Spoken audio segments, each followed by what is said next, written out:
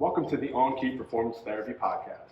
This is your host, Mike Quintons, and today we're going to be discussing with Dr. Lindsey Keenan, who's an athletic trainer at the University of Westchester, at the Screening Act for mental health in athletes of all ages, but especially in the collegiate and high school levels. So before we dive into that, what I'd like to do is thank our guests and our listeners in particular for listening, for showing up and leaving reviews and listen. I think what's most important is that there's a big thank you to you guys, because we've listened and we've gotten a variety of different guests on this year. I think what's really important is that this one in particular hits home for me, because I don't know as much as I should about this. So I can't wait. So we'll do a quick bio for Lindsey and we'll get rolling. So Dr. Lindsey Keenan is an athletic trainer and associate professor in the Department of Sports Medicine at Westchester University, and is the co-founder and CEO of Promotion Health, a mental health screening solution for sports medicine in schools. She received her bachelor's degree in athletic training from Lock Haven University, 2 master's degrees from East Stroudsburg University in athletic training and sports management, and her doctorate in kinesiology with a concentration in sports and exercise psychology from Temple University. Lindsey works clinically with the Westchester University NCAA women's rugby team and teaches courses in the undergraduate and graduate athletic training programs, including sports psychology, cadaver dissection, and clinical courses. Her research focuses on mental health and concussion injury in student athletes.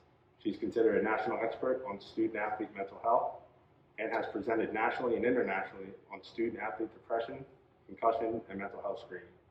Her entrepreneurial journey led her to the development of Promotion, which she is utilizing clinically and in research to assess mental health of student-athletes and referral outcomes. So without further ado, thanks for joining me, Lindsey. Thank you so much for having me. This is pretty cool. I've known Lindsey for several years now, and you work right down the street at Westchester University, which is 20 minutes outside of Philly, half hour maybe. And you've done some amazing things. Just reading this bio, it's funny. I've known you all these years, but I didn't know you had 2 master's degrees and and a doctorate degree. And I knew about the PhD, but I went to school for way too long. But I mean, I think it just goes to show how passionate you are about this. To exercise psychology from Temple University after your 2 master's degrees, after a master's degree, it's just it's impressive, and I think it speaks volumes to your passion about what you do. Thank you. So tell me how you got into athletic training. Can we start there? Yeah, absolutely. So I actually knew that I wanted to be an athletic trainer in 8th grade. I have a gold banner that everybody in 8th grade when we were graduating got to write down what you want to be when you grow up. And mine said a sports trainer for competitive cheerleaders for injuries. And I think honestly it was because my mom said, you did so great in anatomy and you love sports, and this would be a cool field, because my old babysitter became an athletic trainer. That's how long, we're talking in the 90s. Of course, I didn't really know what an athletic trainer was. And then went to high school and started looking at colleges, and Lock Haven University has a really historic athletic training program, similar to Westchester's. And so I went there. I played lacrosse at Lock Haven, and that's kind of what drew me there as well, because 2 of my best friends from growing up were also playing lacrosse there. So that's how I landed there in the program. I got really lucky. I got accepted. It's a very competitive program, and the rest is history. It's funny, a previous guest of ours, Dawn Gullett, who you had the pleasure of meeting this past weekend, she texted me as well as you guys. She went to Lock Haven. Yes, she did. And did she play sport? I think she did play lacrosse. I'm not sure, but yeah, she became an athletic trainer in that program, and I believe she was there when Dave Tomasi was there, and he's a huge founder of the profession of athletic training and a big influencer. Heck yeah, and she's quite an influencer herself. Absolutely. So that's pretty neat. So what about your athletic career kind of led you down this path, if at all, towards mental health? Yeah, that's a great question. So, well, there were 2 things. First of all, personal experience, because I was a freshman in college and I started struggling with depression, but I did not know what it was because, I'm 18 and back then, we didn't talk about, I mean, really, right now, very often we don't talk about mental health, although that's changing, certainly with the younger generations right now and because of COVID. But, when I was in college, when we were in college, that was not normalized. And so I didn't know what I was struggling with. Like, I knew that I didn't feel like myself. I was crying all the time. I didn't want to go to lacrosse practice. I didn't want to go to class, and it was not like me. So I knew something was wrong, but I thought maybe it was just, I recently had my grandmother pass away and a relationship end. So I just kind of thought that was maybe normal, but I also knew something was wrong. And so I went to a health class. It was 7 and 9 p.m. on a Monday night, kind of like tonight. Honestly, like, I'll never forget the time and day, really, because it was such a powerful moment. My health professor said, open up the textbook to this page, and here's a checklist of depression symptoms. And I looked and I read them, and I remember my eyes just welling up because I was like, check, check, check, check, check. This is me. Holy cow. And you're a freshman? I was a freshman at Lock Haven. And so I went back to my dorm and I called my mom, because that's what you do when you're 18. I said, Mom, I have depression. And she, then, your mom's a saint. Before you even tell us your response, your mom's an absolute saint, and obviously Mike, and he raves about your mom. So, what was her response? Her response was, okay, well then we'll get you connected with help. And so she called the counseling center the next day for me, because again, when you're 18, that's what has to happen, because I'm not doing that myself, which speaks volumes to, how much help younger kids need to actually get connected to the resources, because they're not going to reach out themselves. And I got into counseling, and the rest is history. I, finally was connected with help, and then, struggled on and off my whole life with mental health, but actually knew what to do and how to recognize it because I had that experience already. So what did you have to go, what did it take for you internally to go? To actually Nothing. I literally went 3 days later because I was struggling really bad. I was in such a dark place. I was borderline suicidal. I was not okay. And I knew I was going to do anything to help myself not feel this way. But a lot of times, kids aren't necessarily in that boat. The other thing is that I tend to be a very open person. And so I was, open to, I didn't care what it was that somebody told me I needed to do. I just wanted to not feel this way anymore. So what about that? What about that journey that you went through in counseling? Yeah. Do you feel like is now indicated, not indicated? Like what could have been better or different, or was it all? It was great. I mean, that was my first time in counseling. Like, I didn't know what to expect, and I got to tell you, I mean, therapy works for me really well because, like I said, I'm very open. So I'm just gonna put it all out there, and that's how therapy works. Like, the more that you're willing to be vulnerable, then therapy is gonna work for you. Mm-hmm. So therapy works great for me. And so I, went to counseling, I think, for probably a semester or two. And then I had coping resources. I knew how to handle my stress, and I got over it. I was diagnosed with adjustment disorder, which is like an umbrella under depression, where I had a life event, like my Nana passed away, a relationship ended, and not normal people. People normally will grieve for, a week, a couple of weeks, maybe even a month, but I got way beyond that point and wasn't adjusting, right? Right. And so finally I was able to adjust because I got the coping skills that I needed to adjust with the change in my life and transition and this and that. But then a few years later, experienced depression again, and recognized it a lot sooner. And so I got into counseling again way earlier than I did the first time around, right? So every time that I've experienced bouts of depression, I knew, what I needed to do. It wasn't actually until after I had my first, after I had Kennedy, who's 4, now she's 4, that I experienced anxiety for the first time, because I had postpartum anxiety, postpartum depression. And so I realized, like, why am I waiting until I'm struggling to then go to counseling and therapy? So I ended up, after Kennedy was born, probably around when she was 2, 1.5, 2, I went into counseling when I was actually feeling great. Like, I went into counseling postpartum, stopped it, and then I was feeling really good. And I said, why am I waiting? So I got into counseling, and I've been in therapy since, preventatively, and my mental health has never been better in my life. Most people don't utilize therapy that way. They wait until they're in crises, which is what I did, all of my young adult life. Yeah. You're putting out fires as opposed to what you're doing is you're getting ahead of it. Totally. There's no fire. Totally. Before there's even any smoke, you're addressing it. Yep. So that was my own personal experience. But then on the flip side, like as far as how did I get into mental health with athletes, well, first of all, when I became an athletic trainer, I thought back and I'm like, wow, I had an athletic trainer. And we had, Lockhaven is a historic athletic training program. Sure. I was a student athlete. My athletic trainer never asked about mental health. That was not common practice.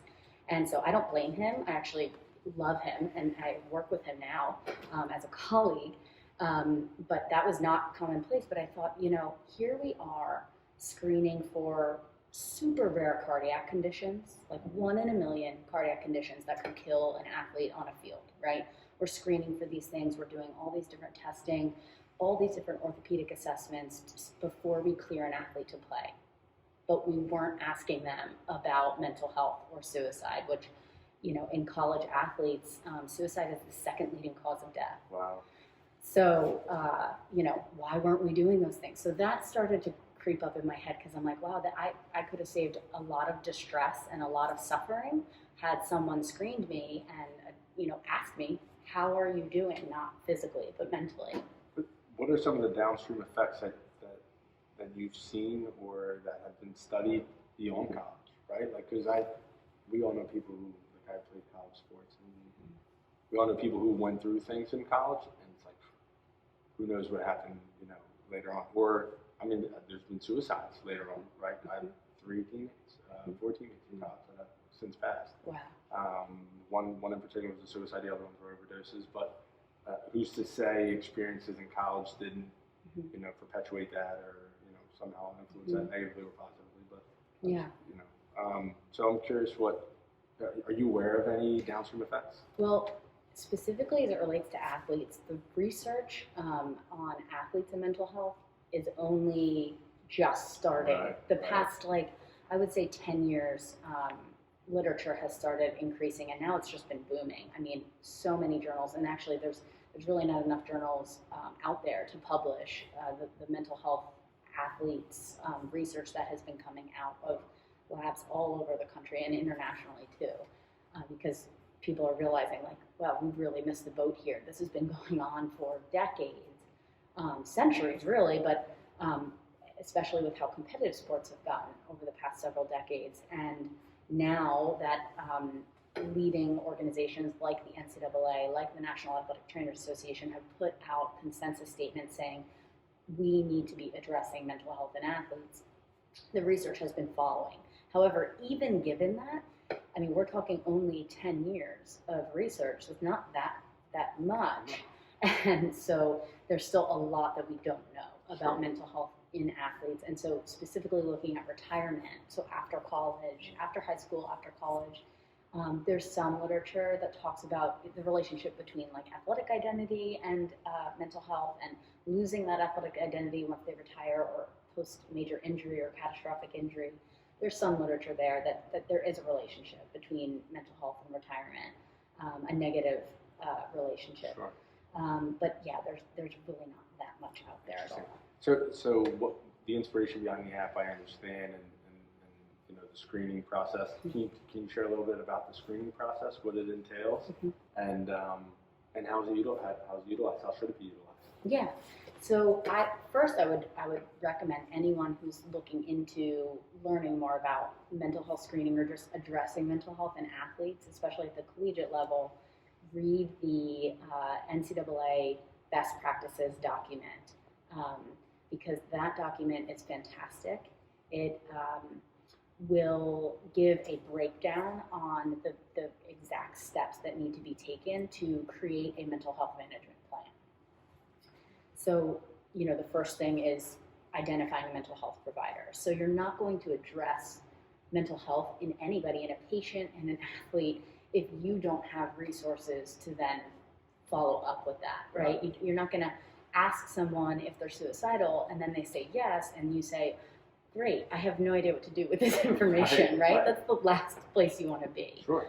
So this document, walks you through the different steps. And so once you have a mental health provider who you can work with, and you could refer to at least one person, and that you can say, like, hey, can we collaborate to create a mental health management plan for whatever it is, my institution, my high school, my clinic, whatever.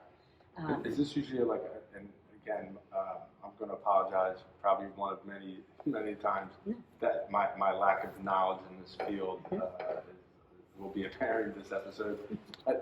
Share with me who is, like, what position is that? Is that a sports psychologist? Is that, like, who is that person? Yeah, great question. So, well, first of all, I will start by saying there is a huge need right now for mental health providers in our country. Like, we are deficient as it relates to having access to resources in our country. Number one, because of insurance issues, but also just access. Like, there are not enough mental health providers for the mental health distress in our country, and that was true before the pandemic. Now, in COVID, it's a crisis, and actually several states have declared it a crisis to where they are, pouring money into incentives for people to get degrees in mental health fields, and then get into very rural areas that do not have access to mental health providers. So, and I'll also throw this stat out there because this is just mind-blowing to me. 55% of counties in the U.S. right now do not have access to a single psychiatrist. Wow. 55% of counties. That was a stat from SAM-SHA that they conduct looking at so much information on mental health and substance use in the U.S. And that stat, I'm just like, there's a huge issue right now. I think in the Northeast we're almost blinded by, or it's because of what we don't know, but counties here aren't like, we can get to 5 counties in like an hour, you know what I mean, around here. Across the United States, that's not the case. I mean, in some of these more rural states, I mean, you may be in a county for 2 hours, 3 hours, driving through one county. So to have to drive a couple of hours or multiple hours to access, a psychiatrist, that's wild. Yeah. So my point in sharing that is that there are so many different types of mental health providers, and at the end of the day, if they are a licensed mental health provider, and that's the only one that you can get access to, then that's good. That's fine, right? As long as they're a licensed mental health provider. So you're going to have your psychiatrists, which are physicians, right? They're MDs or DOs who then did a residency in psychiatry. So they're going to be the practitioners who will write psychotropic medication prescriptions and oversee, mental health issues. Sometimes they'll do psychotherapy, although generally they're going to refer to a psychologist or a licensed professional counselor. Okay. So a psychologist is someone who has a PhD or a PsyD, a doctorate in psychology, who did at least 5 years of education and clinical work in psychotherapy, and generally will specialize. Sometimes they stay broad, but will specialize in something like eating disorders or what have you. Okay. And so then you hear sports psychologist, right? And the problem is that right now there is no certification to be or call yourself a sports psychologist. So anyone who is a psychologist can hang a shingle on their door and say, I'm a sports psychologist. And so that's problematic because there's no regulation, right? No standardization. Right. Of the position. Right. There's at least regulation of the term psychologist, though, in almost every state. And so not, any Joe Schmo can't just call themselves a psychologist. So, but you just want to be careful. You just want to know. So if you meet someone who says, I'm a sports psychologist, great. What credentials do you have, or what experience do you have working with athletes? Because just because you've worked with one athlete doesn't mean you're a sports psychologist. What would you be looking for? Great question. So I would be looking for, number one, are they affiliated with any professional sports psychology associations? So the two main ones are going to be the Association for Applied Sports Psychology, or ASP, AASP. Okay. And then the other one is the American Psychological Association, Division 47. And that's the sports psychology division of APA. And so if they're affiliated with those organizations, then they're in the know. They are associated with the sports psych field. That's number one. And then number two, I would just look for how many athletes have you worked with, in what ways, and for how long.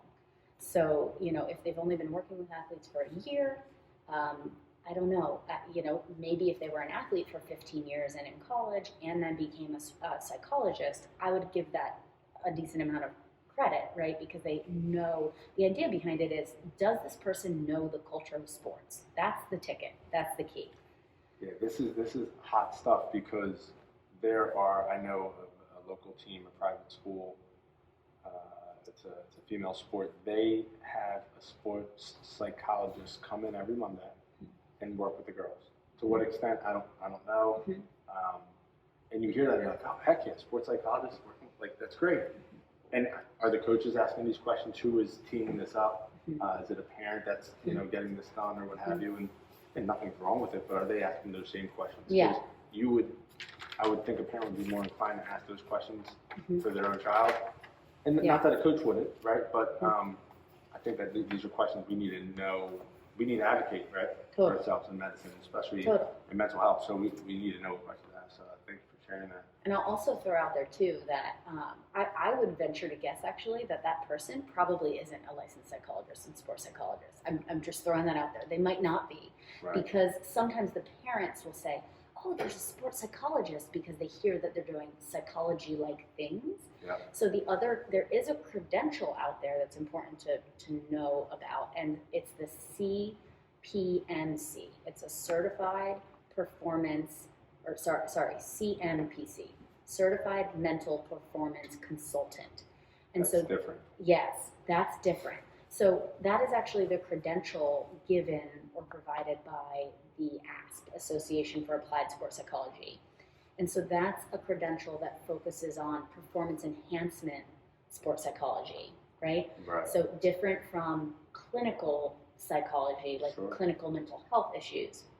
Now, granted, there are lots of sports psychologists, actual licensed psychologists out there who earned their CMPC because they do both. They do performance enhancement sports psych work and clinical mental health work with athletes. Right. But very often sports psychologists will do one or the other, or they might have a practice where they work with a team and they might do some team building and performance enhancement stuff, and then where they see patients or athletes individually to treat mental health issues. With this person on the team, right? Like, because we're talking, this is all coming from the tree of, okay, we need to put a team together to be able to be more aware of this. Yeah. Would this person be diagnosing? Is that the goal, that they would be diagnosing what the condition is and then offer some type of intervention? Yeah. So first of all, it could cost a lot of money to have a sports psychologist like on your staff, right? Or like at your school or something like that. And so usually we're just looking for like affiliation. So, you might say, hey, there's this local sports psychologist who is in town, who's interested in collaborating and working with us. So we're going to get together. We're going to write this mental health management plan. Like, what are the main things that you want to focus on what are our referral protocols? So if we identify a patient or an athlete that may have a mental health issue, or we see or believe may be in distress, mental health distress, what are the steps that we're going to take to connect them with this person or any mental health provider? And these are steps taken by the administration? Yeah. Or it could be coaches, it could coaches. be the athletic trainer, Gotcha. It could be the team physician, any healthcare provider person in the athlete's network. Yeah, this is the how. Right? This is the how. Got it. I love this. This is I'm soaking this up. All right, thank you. That's like huge, because now we're talking about actually implementing, right? Like these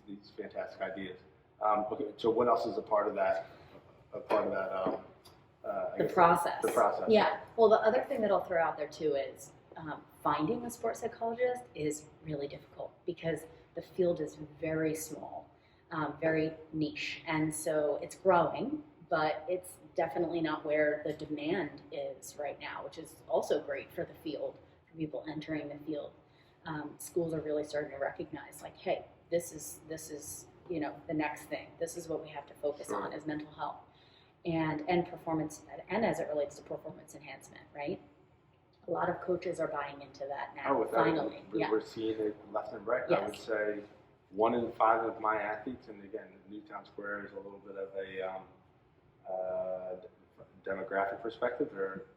They do well in this area, so it doesn't surprise me that they have the resources to be able to access these types of professionals. I have athletes that will see 1, 2, different sports psychologists. And again, I haven't answered this question, but I'm going to. I'm curious. Yeah. What kind of credentials and experience. Right. Right. So what I was going to say is finding a sports psychologist may be difficult depending on where you're at. Right. And so let's say you're putting together a mental health management plan. You're at a high school or a college or a clinic, and you want to create a plan. But you want to be able to refer your athletes to a mental health provider who has experience with athletes. And that really is important. At the end of the day, if you can't find someone, it's okay, because as long as they're a licensed mental health provider, they're going to be able to provide help to someone who's in mental health distress. But research has shown that athletes are significantly more likely to accept help and continue getting help for mental health if they see someone who is trained in sports, because they get it. Yeah. They're speaking their language. They don't want to trust, and exactly, they don't want to have to open up and talk about their struggles with someone who really doesn't even understand the world of sports, because it is very specific. You know that. Sure, absolutely. Even from a PT, as a physical therapist, if you have 0 experience, or as a coach, you have 0 experience playing a sport or that specific sport, if you're a coach, what credibility do you have?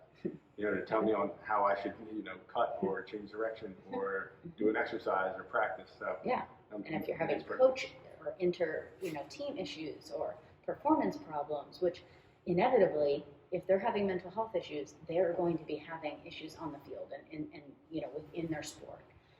It's connected, and sometimes it's caused by the sport, and sometimes it's not. And so, finding a mental health provider who is trained in sports psychology is ideal, but one alternative to that is finding a mental health provider who's willing to learn about the culture of sport, because especially if you find a mental health provider who is looking to expand their practice and take on more clients, and so hey, maybe they played sports in high school but they don't really have training, maybe they could take a couple of classes at a local community college or online. There's actually tons of online sports psych programs now, or at the very least, come out to practices and meet the teams and get to know and learn the culture. And so that can happen, and I've seen that happen. And actually, Princeton University even did that. I was at Temple getting my doctorate, and they sent a sports psychologist down, and they're like, we want to train him. And he went and got his CMPC, and and took classes in sports psych and became Princeton's sports psychologist. That's awesome. Yeah. So, all right. So, what else is next in the steps? So you want to create a mental health referral protocol. So a routine protocol, you identify or observe something related to their mental health that you are concerned about this person, right? So then, what are the steps that we take, which generally are pretty easy, but you want them to be specific. Like, you're going to talk to the patient privately, not in front of other athletes. You're going to offer them a referral. An offer is key, because you cannot force someone to get help for their mental health. It doesn't work that way. And that's really important too, that's because extremely important. Yeah, if therapy doesn't work if the person doesn't want to be there. So forcing someone is not going to work. The only caveat or exception to that is when someone is at risk of harming themselves or others, and we can talk about that later. Right. And then number 2, creating an emergency referral protocol. So this is someone who is in active crisis right now, right? So, and honestly, every business, like your clinic should have an emergency mental health crisis protocol. So we could talk about like what would that look like, and what would we do? So this is everything from someone who is actively suicidal, so which is different, by the way, than just having thoughts about suicide and death. Sometimes we confuse those two because especially to someone who's never had suicidal thoughts, it might seem like the same thing. But having thoughts about death, or having like wanting to die, or not even wanting to die, but not wanting to feel this way anymore or be here, which might resonate with some listeners, unfortunately, because that's how common it is very different than having intentions to die or to kill yourself. Right. So we're getting really deep here. Yeah, no, the intentions component would be an emergency. Correct. Right? Correct. Thoughts, right? Correct. So an emergency action plan would outline, like, here are the different things that we would recognize as an emergency mental health crisis. So that would include intention to harm themselves or others. And I should also say there is a difference between harm and suicide too, because self-harm is actually really common. Sure. And is not the same as suicide. And therefore reported differently. Correct. Right? Yeah, and doesn't always mean that the person wants to die. It's often used as a coping mechanism to deal with pain. Sure. And so, it would include suicide. It would also include visual or auditory hallucinations. Someone who's having a psychosis episode or disassociation episode, and you would likely recognize this because you know your patients, right? If we're talking about your clinic, like sure. You know your patients, and so if someone came in and they did not seem right, they weren't, maybe they seemed like they were hearing things, or they were talking and no one was there, and you would know because they would seem off, right? That would be a mental health emergency, and so you don't want that patient to get back in their car and drive home. Right. That's not good. Well, I would say this, let's take it one step further. A teammate notices this, a coach notices this, a parent notices this, of someone else, right? Someone else's child on the team seemed a little off when they dropped them off at home or what have you. I think it's important that not only a physical therapist and a clinic director or what have you know this, but what are the right steps? Who do you contact? And if you have this program in place, it seems like the training will be there for the team to be aware of. Okay, I go to this person. Here's the next. Correct. Yep. And so I will refer to the NCAA mental health best practices checklist, because no matter what setting you're talking about, that I think it's such a great resource, because they're going to tell you here's the steps. But at the end of the day, the real step is when someone's in a mental health crisis, you do not leave them unless you are at risk for yourself. So if they become violent, obviously, then you need to keep yourself safe. But the overwhelming majority of the time now, and first of all, I should also mention that mental health emergencies are pretty rare. Overwhelmingly, the majority of mental health issues are not going to end in mental health crises, but we still need to prepare for them. That's why we all get CPR certified. Correct. Exactly. And so the main steps are just don't leave the person. And so if you feel comfortable and can get this person to a mental health provider, let's say there's a therapist that they know of and you can bring them to the office, great, or call their mental health provider. And if not, then you bring the person to the hospital. Okay.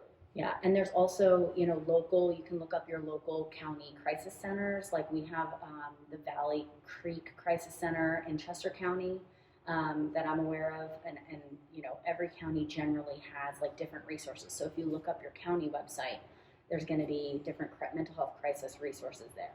Awesome. So in addition to you identify your sports psychologist. You've reviewed the referral protocol, emergency, non-emergency. Correct. I'm building a program here, so I want to get all the details.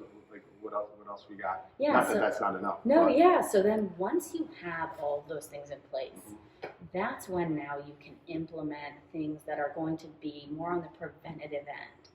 Because very often schools and healthcare providers, they want to do these things like mental health screening or education workshops. And I'm not saying not to have education workshops, but if you're going to have a workshop on learning about mental health and recognizing suicide, signs of suicide, you need to have those protocols in place. So as long as you get those first few steps down, that's first, and then you can start identifying building your actual program up. Here's the workshop, the educational workshops, things that we're going to do to create an environment that promotes mental health and that supports mental health.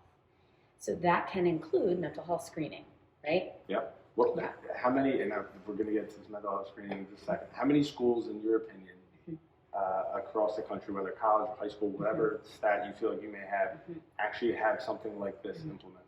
Yeah, not many. Actually, there was a study done a few years ago, Crocious, in the Journal of Athletic Training, looking at the mental health management and screening practices of athletic trainers in the collegiate setting. And not surprisingly, Division I had the highest prevalence of actually having a protocol in place, a plan in place, and did mental health screening. And as you went down the ranks to Division II and III with less resources, typically larger ratios of athletes to healthcare providers, that the practices kind of dropped off. And so I think it was like in the 80% range for Division I and a lot less for Division II and III. That study has not even been done in high schools. And I can tell you from just anecdotally knowing the field, especially in Pennsylvania, most high school athletic trainers are not screening for mental health, mostly because they just don't have the time and resources. So what does that screening typically consist of? And then I want to hear about your screening. Yeah. Well, the NATA, that's the National Athletic Trainers Association, and the NCAA actually recommend a battery of mental health surveys. So you want to use a validated mental health screening tool or multiple tools. That is key. You do not want to put together your own questions about mental health, because if it's not a validated screener, then you're not actually screening them, and you don't know if you're actually capturing what you intend to capture, such as athletes who are actually struggling with depression symptoms, with anxiety, etc. So validated meaning proven by research. Correct. Right? So in medicine, we have certain things that we do, like tests that we do, whether it's a special test for the rotator cuff or it's a screening assessment that we do that has to go through a battery of essentially research that determines how valid or credible really that resource is to identify or not identify what we're looking for, right? Exactly. And this will be an example of what you're saying is make sure you use a validated one, not one where you threw together a handful of questions that are similar to other ones. Correct. It needs to be validated. Correct. Awesome. Yeah, and that research, those research studies, and the more that a survey is researched, the better, are also going to provide validated cut scores. And what that means is like you score the screening tool however it's supposed to be scored, and then the research tells us, okay, at what score, like a 10 or higher, for example, on the patient health questionnaire 9, that's a really common depression screen. A 10 or higher would indicate clinically relevant depression symptoms, moderate to severe depression symptoms, which would warrant a referral, a follow-up and a referral with that athlete or that patient. So that's what you need to look for as well. And so the NATA and NCAA do recommend a handful of different batteries or battery of mental health screening tools that are validated and are free and open source. That includes depression, anxiety, eating disorders, alcohol use, ADHD, and insomnia.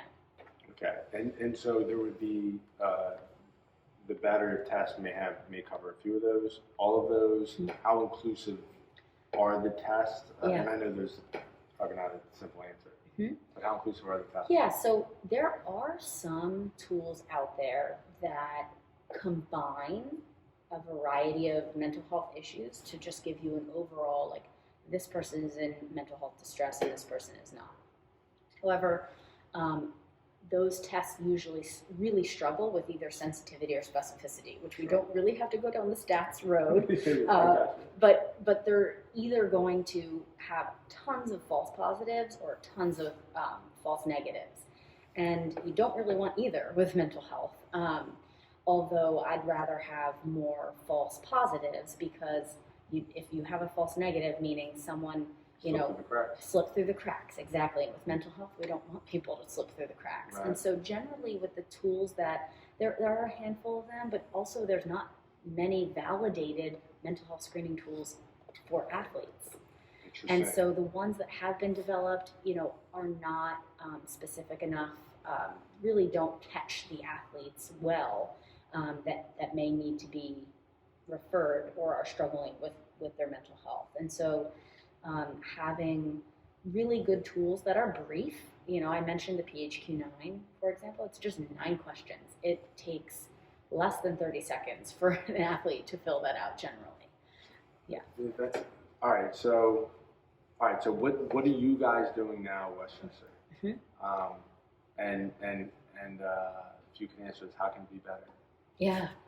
So I have been screening my athletes for mental health for about 15 years clinically. Not just at Westchester. I've been at Westchester, I think, about 7 years now. Even before Westchester, started with my dissertation. I was looking at depression symptoms every 2 weeks throughout an athletic season, and then also looking at depression pre and post concussion. That was my dissertation. And that was hard because I was doing paper and pencil. Sure. And, as an athletic trainer, any healthcare provider, we have so much on our plate. And so I was doing it because it was part of my research and I was really passionate about it. I still am. But I also knew that there's no way I was going to convince my colleagues or other athletic trainers to do what I was doing clinically, because it was taking forever. We're talking printing out all of the papers, passing them all out, giving out pens, telling them not to talk to each other because it's supposed to be private, and they're leaning over, looking at their teammate or whatever. Then hand scoring all of the screening tools. I was doing depression, anxiety at first because I could only do 2. I didn't have time, paper and pencil, to do more than that. And then looking at every single score after scoring them and saying, okay, what does this score mean? What is a 6? What is an 8 on this one? And having to circle and categorize the red flags. And then therefore care was delayed because it took forever. Sure. I was still doing it, so in my head I'm like, well, it's better than not doing it because, a lot of athletic trainers, or again, when I was an athlete, this wasn't even happening. But it was not efficient. It took forever. It was exhausting. It's a lot of work. It's a lot of work. Like ATs have so much on their plate already. I say it all the time. And they have great hearts. Most of them, so it's, God, I want to do the rehab, and I want to be able to be at practice, and I want to be able to put together these screenings together and make sure we identify what we need to identify, and there's not enough time. I mean, they're really like filling up water jugs. Like, are you kidding me? Like, that's all. Like, that's part of your job description. So it's amazing that, like, good for you to have the wherewithal to be like, no, this is really important. I'm going to make this a priority, even if I have to stay up late every night to get it done. So what did that lead you to? Yeah, so that led me to, we started doing Google Docs and then Qualtrics, which is like SurveyMonkey, online software. But even still, I had to create all of the forms and then download Excel spreadsheets, and I was sorting data and highlighting in red. And while this was happening, I was invited to be on a committee for the Pennsylvania State Athletic Conference, where we wanted to look at the NCAA and NATA recommendations on mental health and say, hey, what could we do as a conference and really be leaders here as it relates to mental health? This was probably around 2014 or 2015.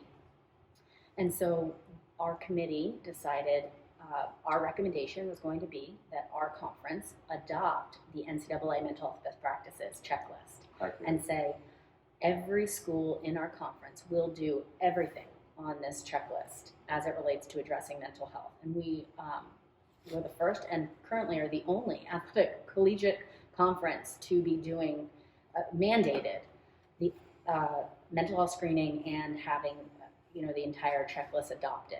And for what that's worth, the PSAC, which I know a little bit about, is a large conference. Yeah. How many schools are in the PSAC roughly? 18, I It's believe. a lot. Right. So this isn't like you're like Or Big Ten or like it's a lot of schools. Like is Mansfield still in it? Mansfield's in it. Like you saw some of these schools that I know don't have football teams or they discontinued their teams, but they're still in the PSAC. So for all the other sports. So I just know through Bloomsburg, but yeah, I mean almost 20 schools. So that's great, and that's the entire state of PA. Yeah. There might even be a couple outside of PA. Outside of PA too. CW Post used to be, they changed, but nonetheless, that's awesome. That's a lot of schools, and I know it's the only conference, but it's a step. Yeah. And you were part of that committee, so. It was amazing, and it was unanimously adopted by our athletic directors, by the presidents of the universities. It was really great. What a victory. Like, you've grinded through this, and I'm reflecting for a second here, I'm sorry, but like, you've grinded through this, like, you put the time in, you been selected to advocate for the student athletes, and boom, got a victory. Like, all right, we're going to do this now. We're going to adopt this program. And how has that gone? I mean, obviously the work is ahead of you, but then it was a little bit of panic mode because it was like, okay, we decided to give the institutions 2 years, like a year to come up with their plan, and they had to provide a draft of what their mental health management plan was going to be, and then a year later fully implement it. And so this meant go from, me mental health screening just my rugby team to we were going to mental health screen almost 600 athletes at Westchester, and obviously all across the state too. And so suddenly I was running spreadsheets, and my colleagues were saying, all right, how are we doing this then? Because, obviously they're turning to me. Yeah, because you're passionate about it. Yeah. So you went from like, all right, I got a cool little study here, and I have these athletes. No, we got to build this across the entire university. So take it away, Linz. Right. And so while this was happening, I collaborated with two of my colleagues at Westchester, Dr. Rachel Daltrey, who right now is actually the director of the Counseling Center at Westchester University, and she's a sports psychologist with the credibility to back it up, and also our associate director of athletics, Kellyanne Milliner. So two other women who were really passionate about addressing student-athlete mental health and student-athlete wellness. And so we were looking to write an NCAA innovations grant on, creating some sort of program or some way to address student-athlete mental health. And we had been working on it actually for about a year and just tossing around different ideas. And finally one day I walked into the room and I said, I am so sick of spreadsheets and paper and pencil and this and that. Here's what we have to do. And I said, we need to create an app that streamlines this process for athletic trainers so we can actually do this well and it not take up all the time that athletic trainers don't have. Right. Love it. All right. And so what does the app consist of? Yeah. And how's it utilized? And how long have you been using the app? Okay. So we've been working on it for a long time. I work in a state school, and so it's a government entity, so things tend to take a little bit of time. Yep. But we created it. It's called ProMotion. And essentially, it's a platform that will host any mental health screening tool or any patient-reported outcome survey, any survey that you want for that matter. So we could put the Mike Wellness survey on there if we wanted. But it's a platform that will host mental health screening tools. And athletic trainers can select from a library of validated mental health screeners or patient-reported outcome measures, send them to their athletes, entire teams at once or hundreds of athletes at once. And the meat and potatoes is that athletic trainers can then filter the results. It will automatically calculate and then categorize results in green, yellow, and red categories. So athletic trainers can say, show me my football team who took the depression and anxiety screens, who red flagged, and bam, here's the 5 athletes that red flagged for depression or anxiety that I know that I need to follow up with. And the flags are based on cutoffs. Correct. That's awesome. Thank you. How's it going? It's going well.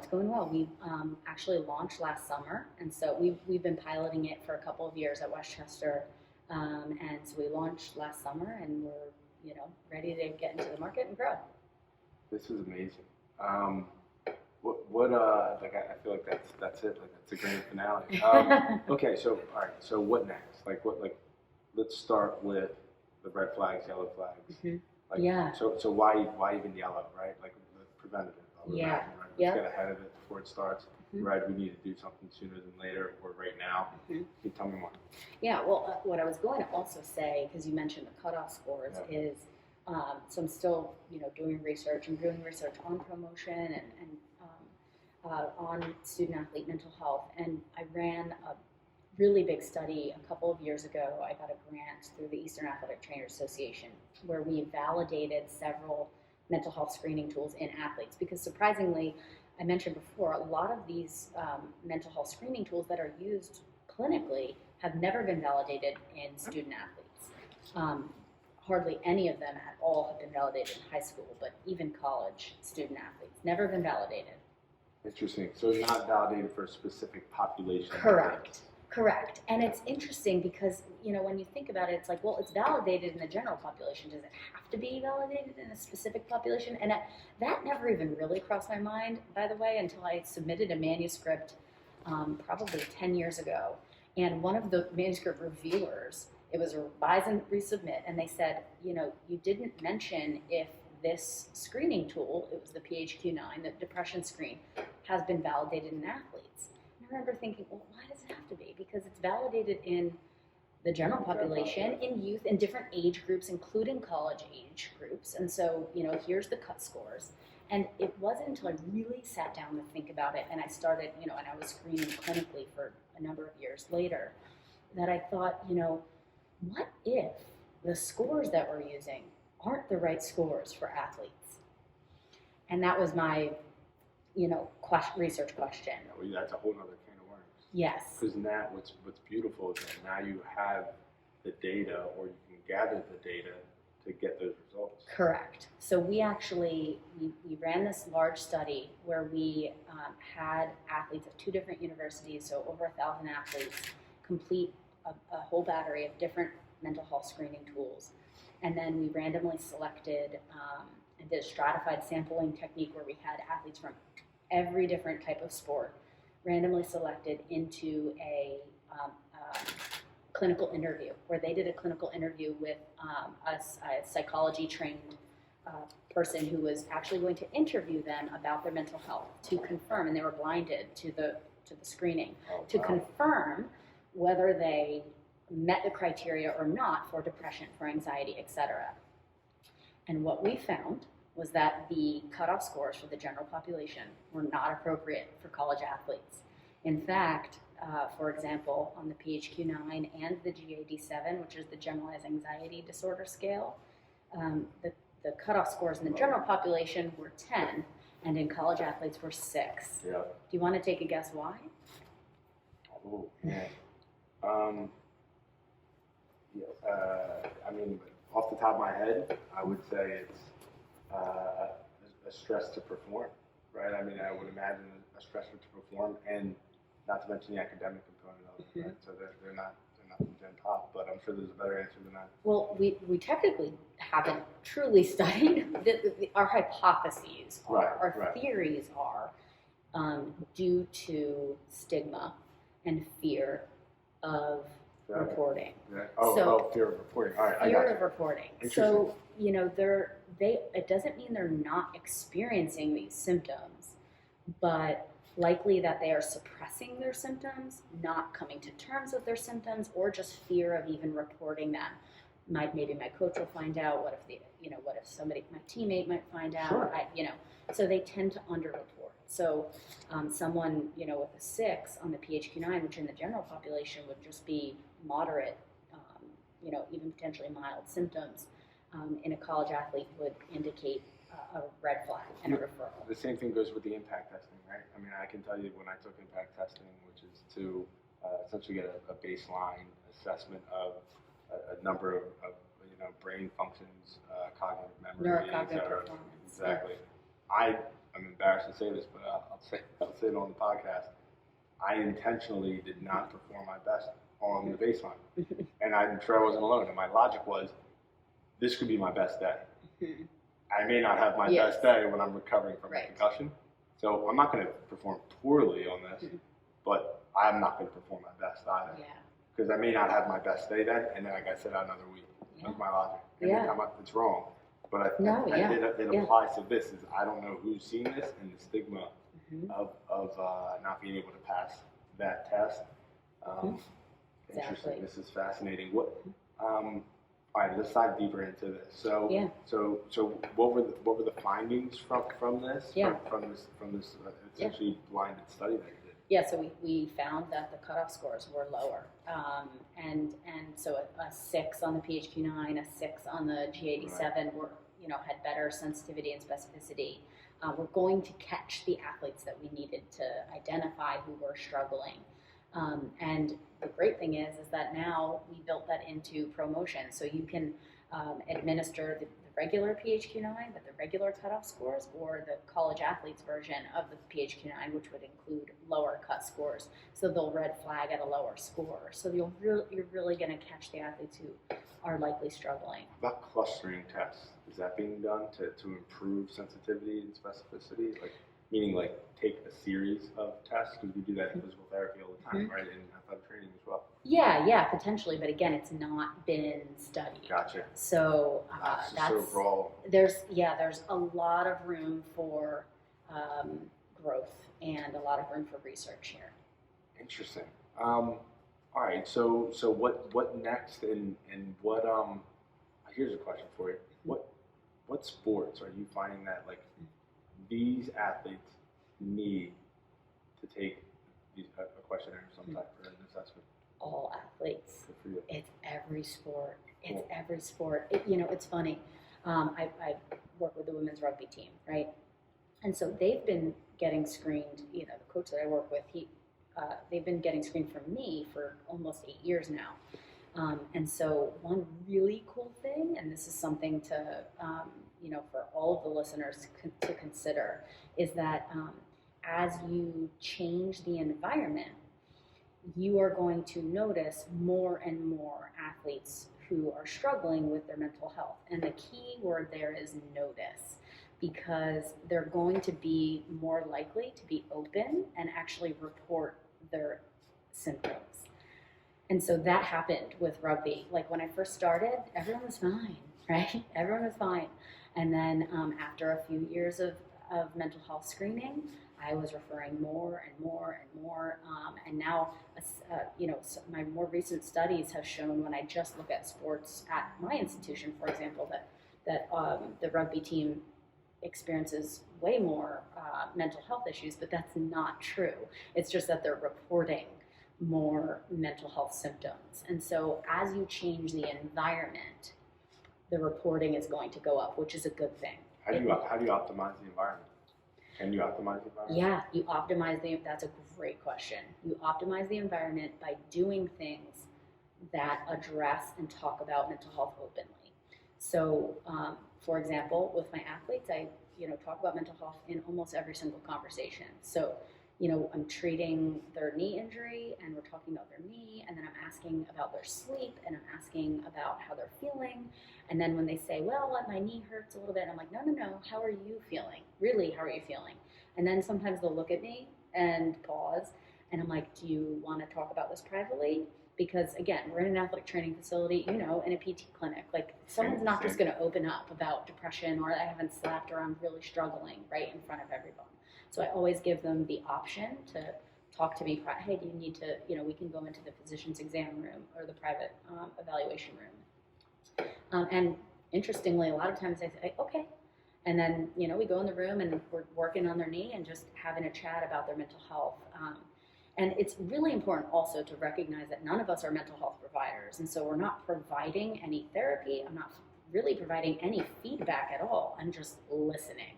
And so if this person seems like they're struggling, if they get emotional or they tell me that they're struggling, really the conversation doesn't even need to continue. It just needs to be, okay, it really sounds like you're struggling here, and I want to be here for you, but also I can't help you with this because I'm not a mental health provider, but I can connect you with someone who can.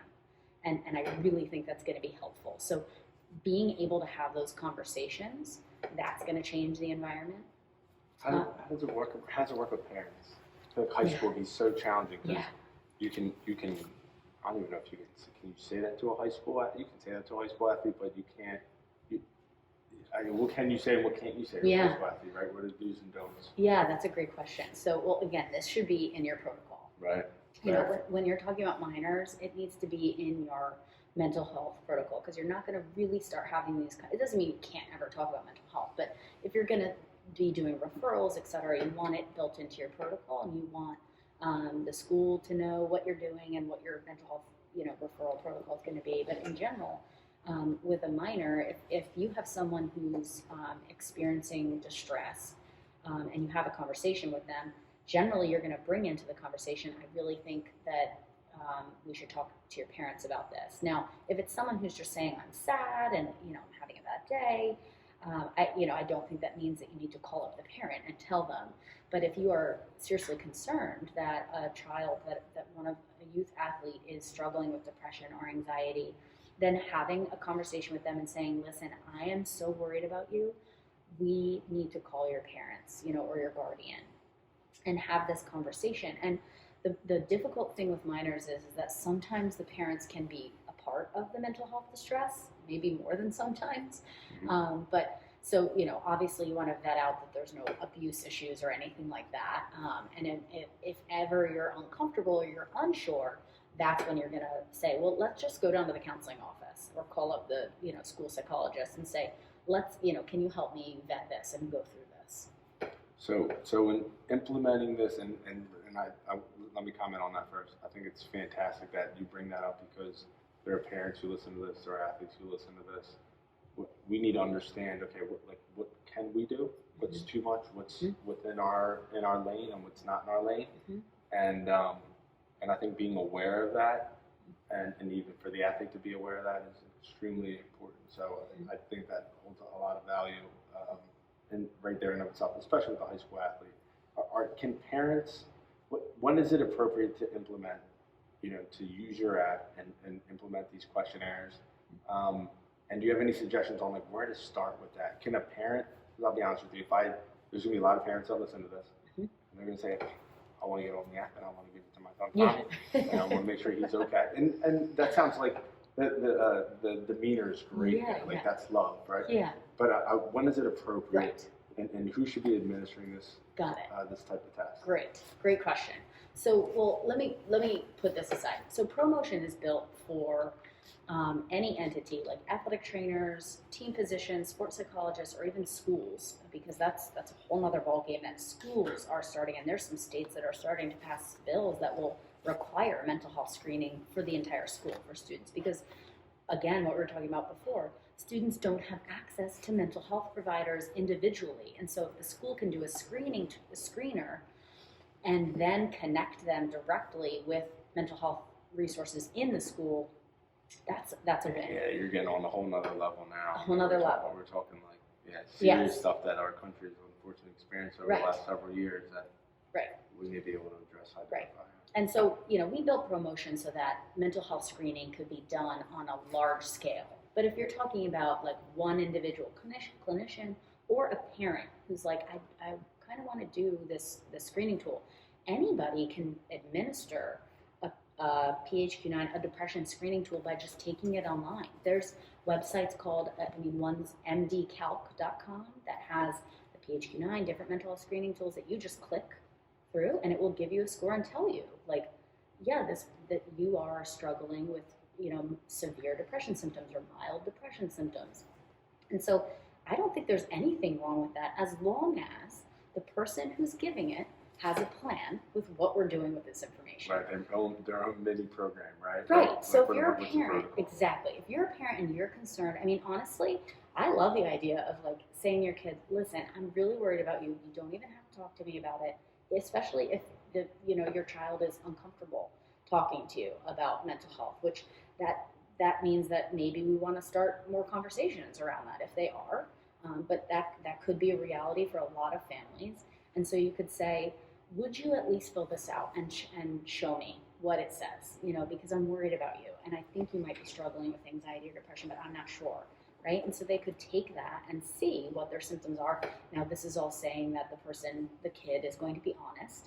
which we talked about before, like underreporting, and you can't force someone to, tell you their symptoms. You're not gonna, strangle it out of them. So this is all saying that the person is going to be honest, but a parent could use something like that online to then use as a resource to say, listen, this is what, to start the conversation. That's what it's all about. It's just starting a conversation.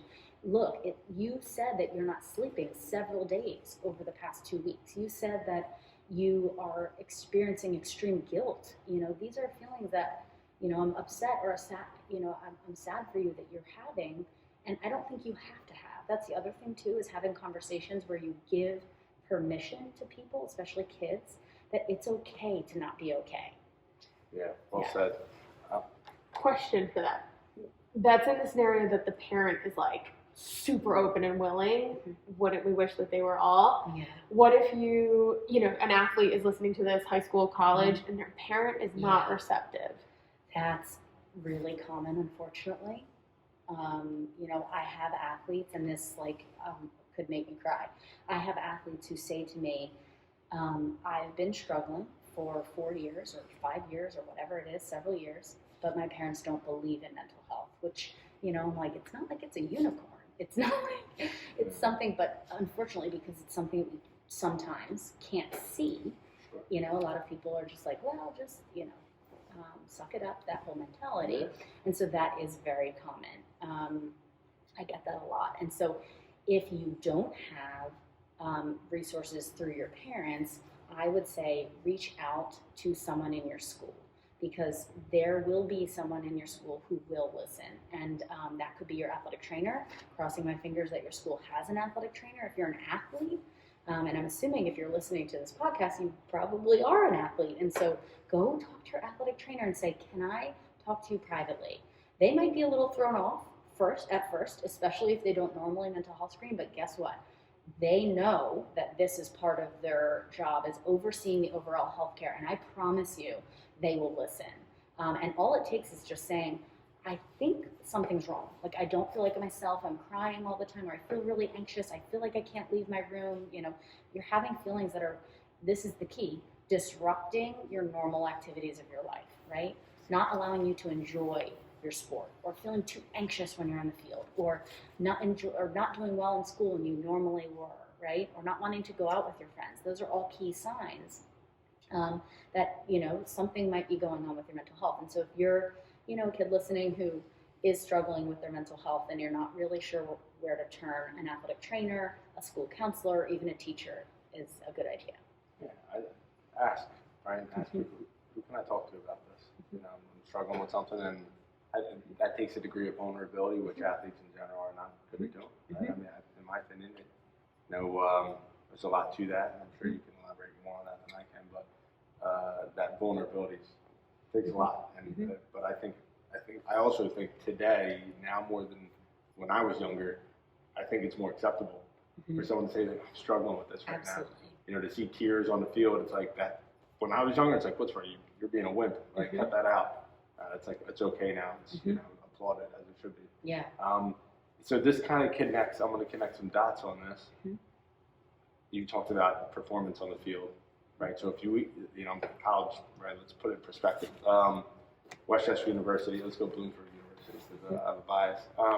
Bloomsburg University has this 4-star recruit, and we're just not seeing the performance. And they go through the screening, and we identify that there are some flags here, yellow, red, what have you. Address the flags. Can we expect is the right word, is the likelihood of an improvement in performance? Is that possible? And I think, what are the pros to this, right? Like, in this selfish world that unfortunately we live in, what are the pros to giving this to my athletes other than taking them off the field, or telling them something's wrong with them when there really isn't, right? The old school mentality I disagree with. Yes. Right. So elaborate on that if you don't mind. Yeah, and there's a lot to unpack there. So Sorry, I do that a lot. No, that's great. It's so, because that question is needed. I mean, number one, this is huge also that I should throw out there, because we're going to talk about the performance part. But a huge myth is the idea that if we address mental health, that athletes often believe that if I report my symptoms, That means, number one, that there's something wrong with me, or that I'm crazy, right? That's the myth, that's the stigma, that I'm crazy. And number two, that I am going to be pulled from my sport. And so one huge important aspect of the education piece to this is making sure that you ensure your athletes two things. If you're doing this with all athletes, mental health screening is saying, number one, you are never going to be removed from play because you're struggling with your mental health. And the only exception to that is if you are actively suicidal, or may harm somebody else. And again, that's pretty rare. And so you're not going to be pulled from your sport because you're struggling with anxiety or depression. And number two is that no one is going to know about the results of this screening if you're a collegiate athlete, if you're an adult, other than you and your healthcare provider.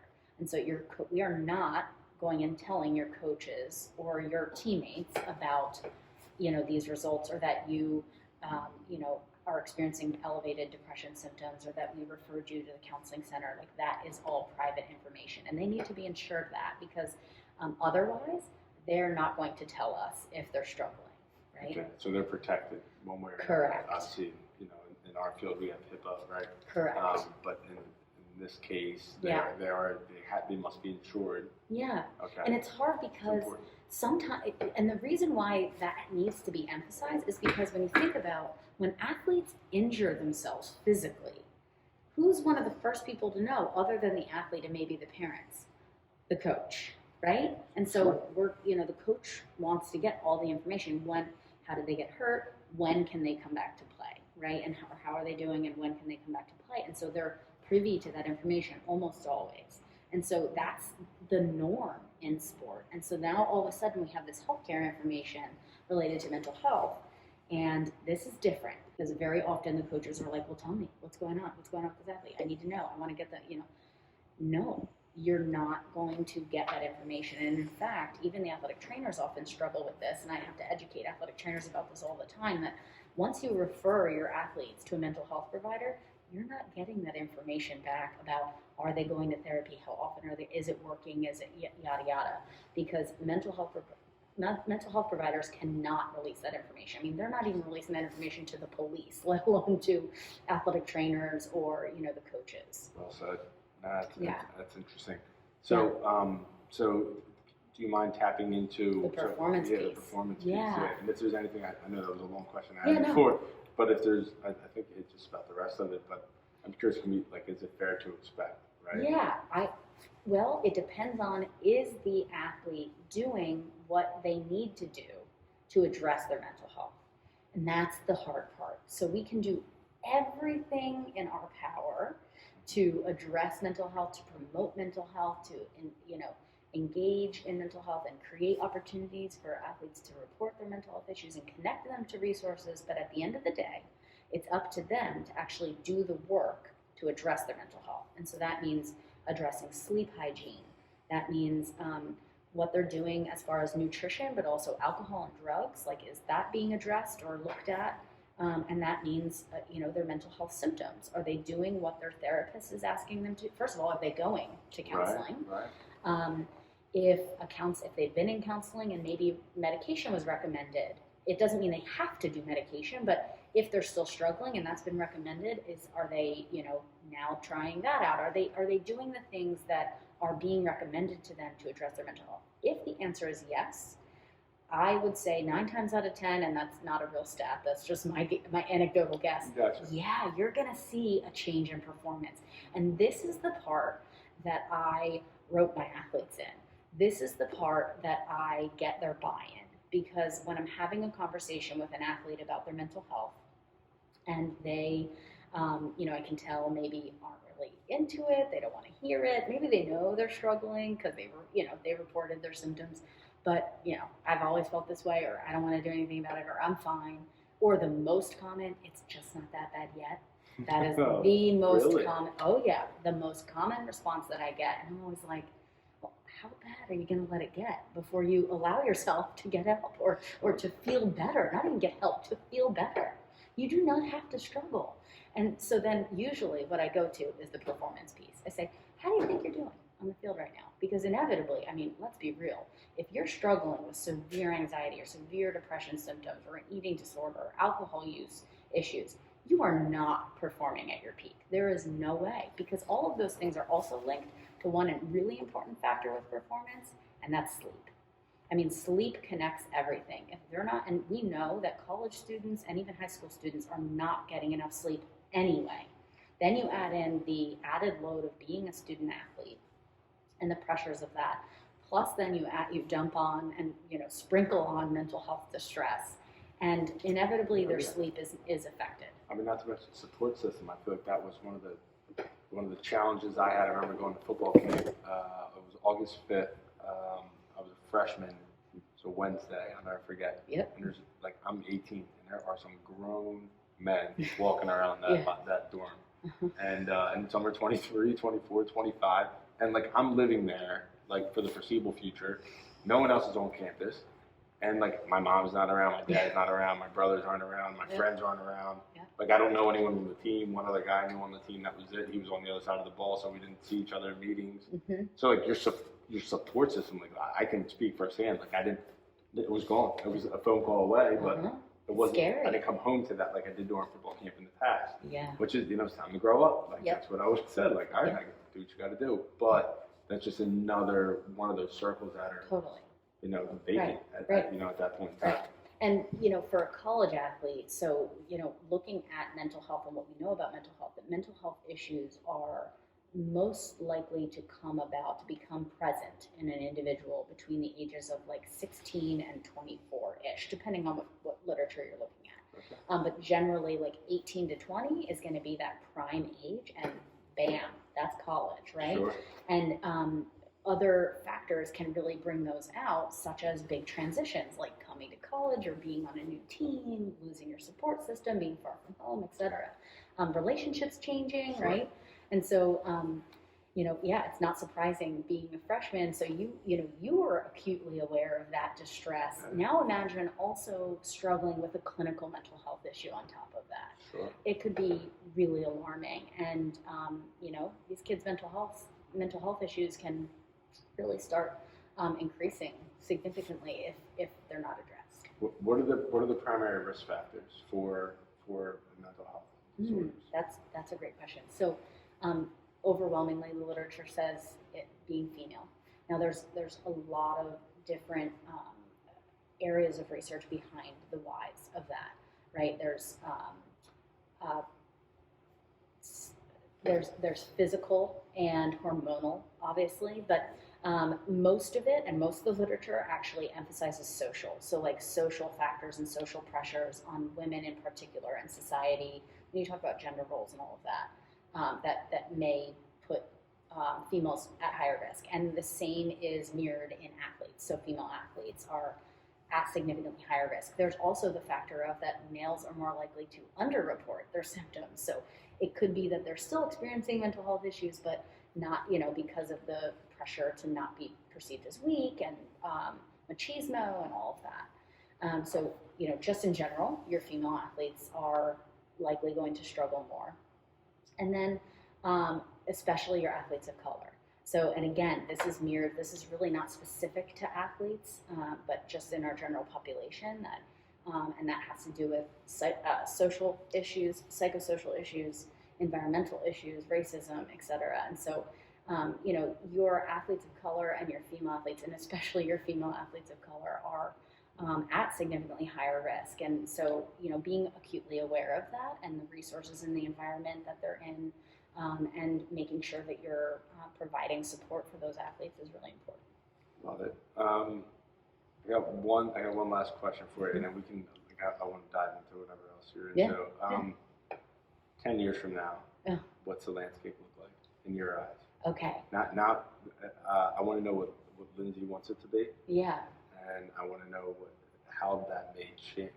What's the reality, right? I mean, this is reality. Yeah. But I want to know how should it be? Okay. What may it actually look like? Okay.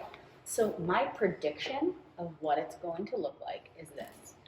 I think that mental health in sports is right now where concussion was 10 to 15 years ago. And so if you remember what concussion looked like 10 to 15 years ago, I'm sure you do. Oh yeah, all too well. You know, when I was in college, we were still grading concussions. You know, and we were still rest post concussion. And you know, sometimes some clinicians are still telling them to rest. And I just came from an athletic training conference, and they're like, "Stop resting your athletes post concussion." Right? There's been a huge shift. Now, there's two things that cause that. Number one, research, significant increase in improvement in research over the past decade and a half. And then number two, legislation.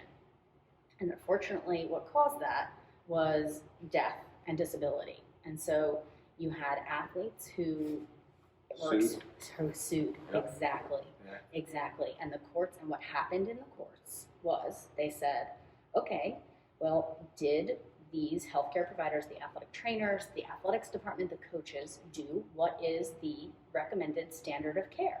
And what did they do? They turned to the concussion consensus statement, you know, the recommended by the experts around the globe concussion consensus statement in the British Journal of Sports Medicine. I mean, it's published everywhere, right?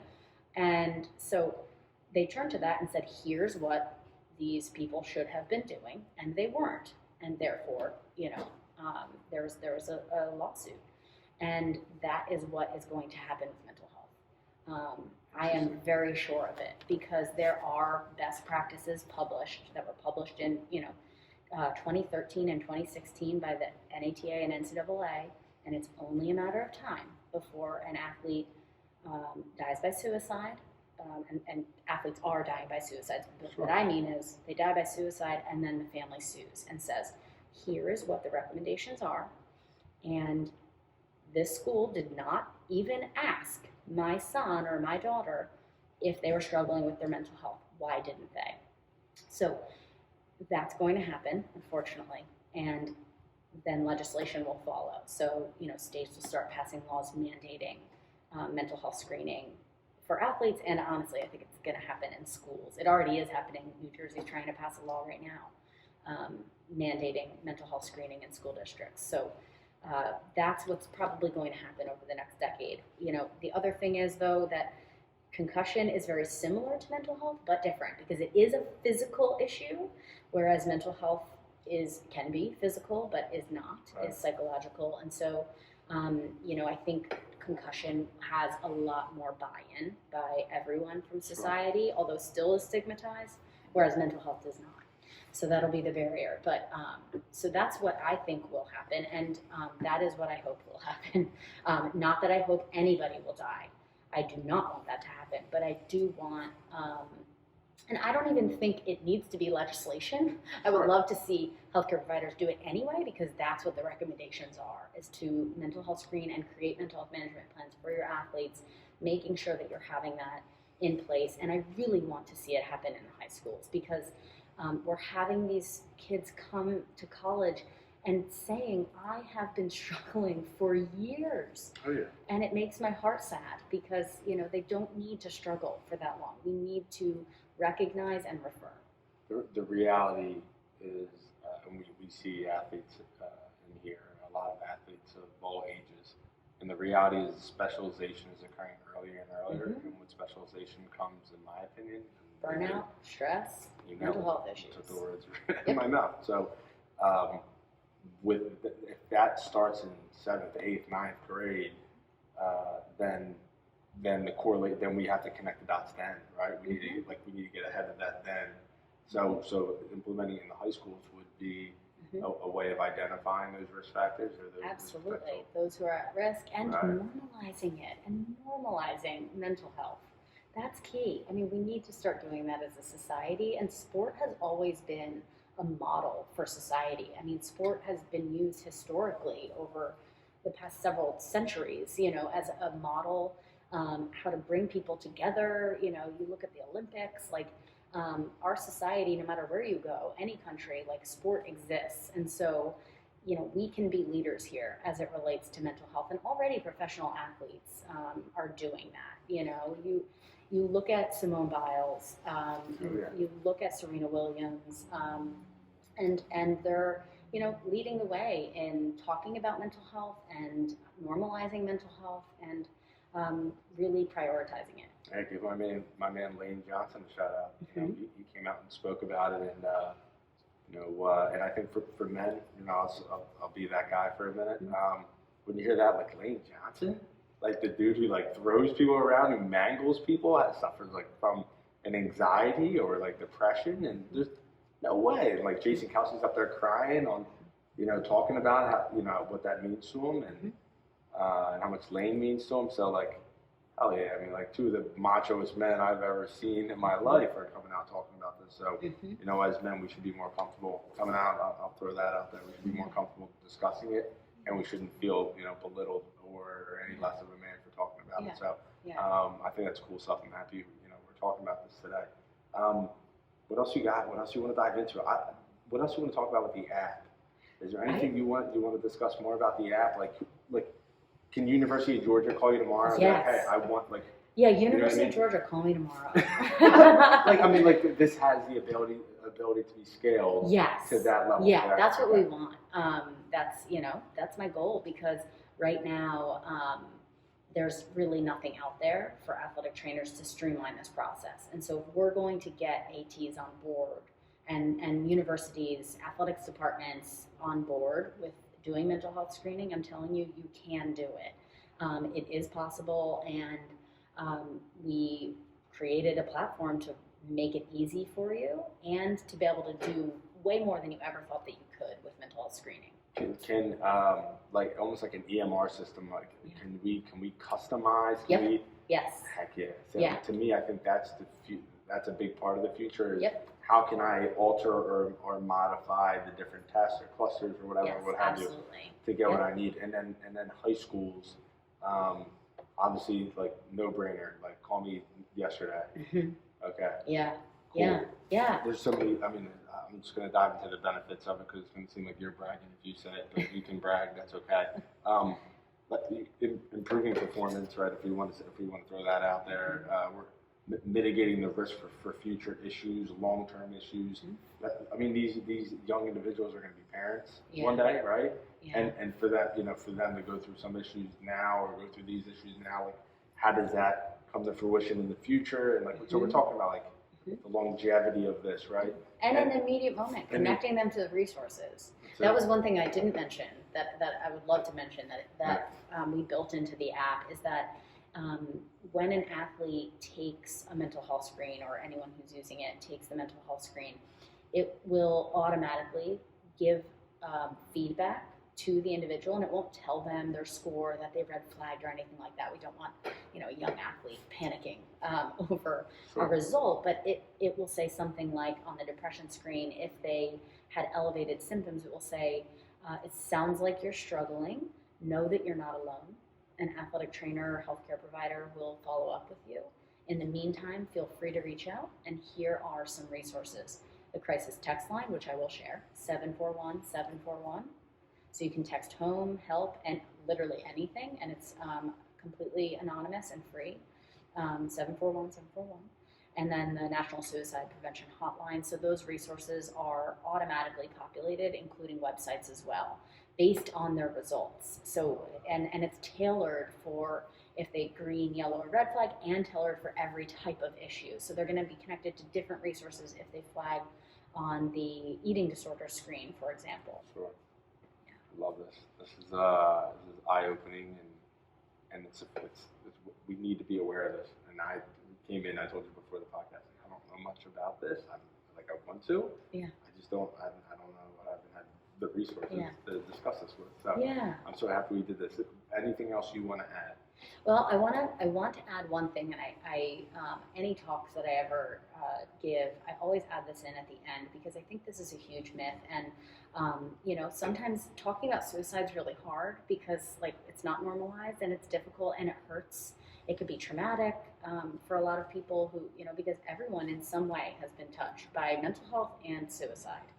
And the one thing that I wanted to mention is the myth that talking about suicide will put that idea into someone's head.